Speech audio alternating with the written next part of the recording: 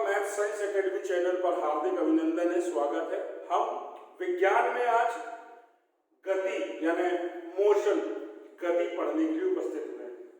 पूर्व में भी हमने आप सबसे अपने इस चैनल के बारे में एक निवेदन किया था, आग्रह किया था कि हमने ये दृढ़ संकल्प लिया है कि हम विद्यार्थियों के लिए इम्पोर्टेंट टॉपिक्स को लेकर छोटे छोटे वीडियो के माध्यम से बार बार उपस्थित होंगे, निस्वार्थ भाव से सेवा करेंगे और हम दृढ़ संकल्पित हैं कि विद्यार्थी सर्वोच्च शिखर पर आसीन हो और सफलता उनके कदम चूमे।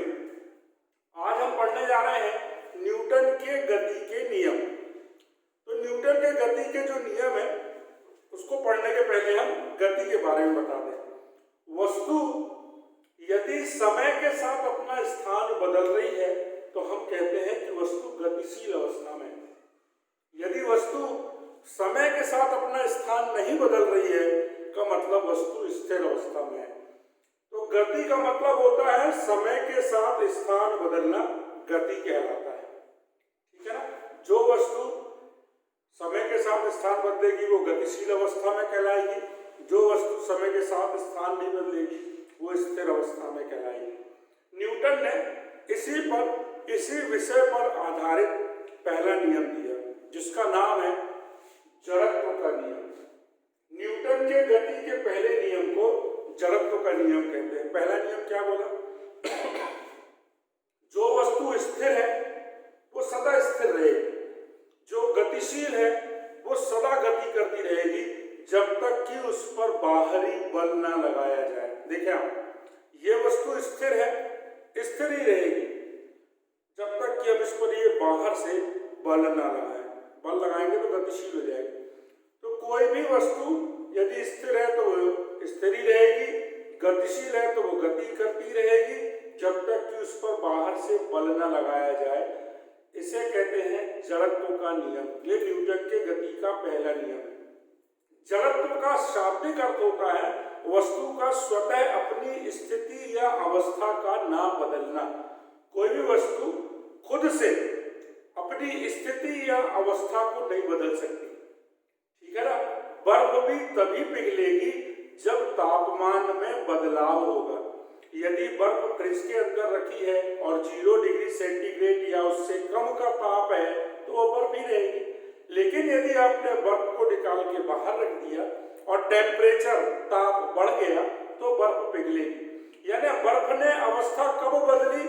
जब आपने परिस्थितियां बदल दी, तापमान को बदला। तो जड़त्व एक विशेष गुण है, हर वस्तु में निहित होता है कि वस्तु स्वतः से अपना स्थान या अवस्था में परिवर्तन नहीं करती। तो न्यूटन के गति का पहला नियम, जो वस्तु स्थिर है वो सदा स्थिर रहेगी, जो गतिशील है वो सदा गति करती रहेगी जब तक कि उस पर बल ना लगाया जाए, बाहर से बल ना लगाया जाए। अब बल क्या चीज होती है? ऐसा कारक, वो भी कौन सा? बाहरी कारक, ऐसा बाह्य कारक जो वस्तु की स्थिति या अवस्था बदल दे। जैसे ये हमने ये हाथ, ये मांसपेशी है ना हाथ, हमने इसको इस पे लगाया और इसकी ये यहां से बदल गई स्थिति। तो बल ये बाहरी कारक है, इस वस्तु में नहीं है, बाहर से आया। वह बाह्य कारक जो वस्तु की स्थिति बदल दे, या हमने मिला के इसको मारा और ये चूर चूर हो गया, या इसकी अवस्था बदल दे, उसको बल कहते हैं। तो अब न्यूटन के गति का दूसरा नियम जो है वो बल और संवेग में संबंध बताने वाला है। तो पहले तो अब आपको मैंने बल बता दिया कि वो बाह्य कारक जो वस्तु की स्थिति या अवस्था को बदल देता है बल कहलाता है। नाभिकीय बल, मांसपेशी बल, गुरुत्वाकर्षण बल, बहुत प्रकार के बल होते हैं। अब अपन समझ लें संवेग। किसी भी वस्तु के द्रव्यमान में यदि उसके वेग का गुणा कर दिया जाए तो द्रव्यमान और वेग के गुणनफल को संवेग कहते हैं। किसी भी वस्तु के द्रव्यमान और वेग के गुणनफल को संवेग कहते हैं। एक सामान्य ज्ञान की जानकारी दे रहा हूं मैं। किसी भी चीज की दर निकालना हो तो हमको समय से भाग दे देना चाहिए। आयु परिवर्तन की दर, आयु में परिवर्तन बटे लगा समय। रुपए में परिवर्तन की दर, रुपए में परिवर्तन बटे लगा समय। संवेग में परिवर्तन की दर, संवेग में परिवर्तन बटे लगा समय। मतलब जब भी किसी भी चीज की दर निकालना हो तो उसमें लगे समय का भाग दे देते हैं। ये मैंने इसलिए समझाया कि यहाँ लगने वाला है। दूसरा नियम ये है कि किसी भी वस्तु पर लगाया गया बल, किसी भी वस्तु पर हमने जो बल लगाया वो उसके संवेग में होने वाले परिवर्तन की दर के समानुपाती होता है। फिर एक नया शब्द आया, दो शब्द होते हैं, एक होता है समानुपाती और दूसरा होता है व्युत्क्रमानुपाती। समानुपाती मतलब ए समानुपाती बी और व्युत्क्रमानुपाती मतलब ऐसा लिखना है, एक बटे बी। क्या अंतर है दोनों में?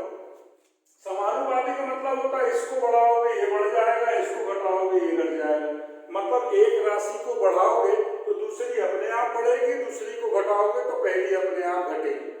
व्युत्क्रमानुपाती का मतलब होता है उल्टा, इसको बढ़ाओगे तो ये घट जाएगी, इसको घटाओगे तो ये बढ़ जाएगी। तो समानुपाती और व्युत्क्रमानुपाती को ध्यान रखना है। अब मैं जो नियम बोल रहा हूं वो न्यूटन की गति का दूसरा नियम वो ये है कि किसी भी वस्तु पर लगाया गया बल उसके संवेग में होने वाले परिवर्तन की दर के समानुपाती होता है। यानी मैं जो न्यूटन का दूसरा नियम बोल रहा हूं ये वाला, वो ये बोल रहा हूं कि लगाया गया बल, ध्यान दीजिएगा, समानुपाती है वस्तु के संवेग में परिवर्तन की दर के। किसी भी वस्तु पर लगाया गया बल उसके संवेग में परिवर्तन की दर के समानुपाती है यदि बल उसी दिशा में लगाया गया हो। तो अब आपको मालूम है कि संवेग में परिवर्तन की दर के लिए अभी हमने आपको यहाँ समझाया कि संवेग में परिवर्तन बटे लगा समय। तो आप यहाँ लिखेंगे संवेग में परिवर्तन बटे लगा समय।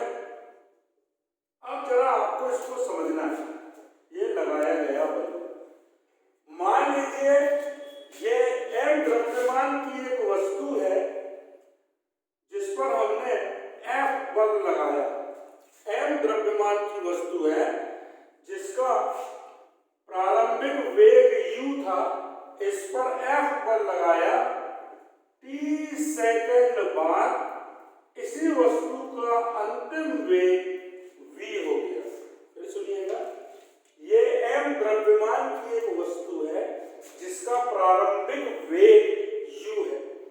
जब हमने इस पर F बल लगाया, F लिख लो या P लिख लो, चलो P लिख देते हैं, P बल लगाया तो t सेकंड बाद इसी वस्तु का वेग v हो गया।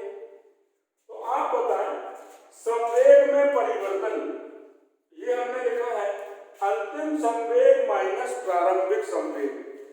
अपन यहां लिखेंगे अंतिम संवेग माइनस प्रारंभिक संवेग बटे लगा समय। अब आप बताओ अंतिम संवेग, संवेग मतलब होता है द्रव्यमान गुणित वेग, अंतिम वेग भी है m, तो अंतिम संवेग हुआ mv माइनस प्रारंभिक संवेग mu अपॉन t।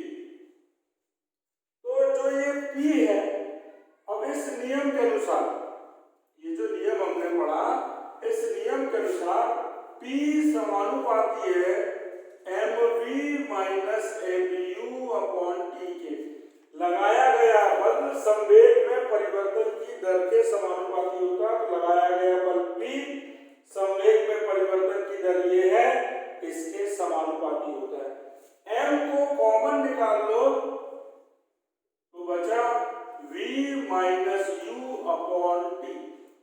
इसको आगे विश्लेषण करके और बताएंगे, क्योंकि अपन को अभी गति के नियम के बाद गति के समीकरण भी पढ़ना है, वो भी होते हैं 3, तो वो विश्लेषण इसके बाद पढ़ेंगे।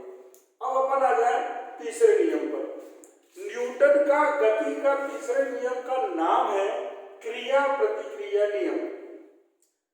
न्यूटन ने कहा प्रत्येक क्रिया की प्रतिक्रिया उसी के बराबर और विपरीत होती है। जैसे हमने नाव में बैठे हैं और नाव में पतवार को जितनी जोर से पीछे को मारोगे नाव उतनी जोर से आगे को जाएगी। तो प्रत्येक क्रिया की प्रतिक्रिया, ये आपने क्रिया की और नाव आगे गई, ये हुई उसकी प्रतिक्रिया। जैसे आपने बंदूक लेके गोली चलाई तो गोली जब आगे जाएगी तो जितनी वेग से गोली आगे जाएगी, जितना फोर्स, जितना बल उधर लगेगा उतना ही आपके कंधे पर पीछे की तरफ लगेगा।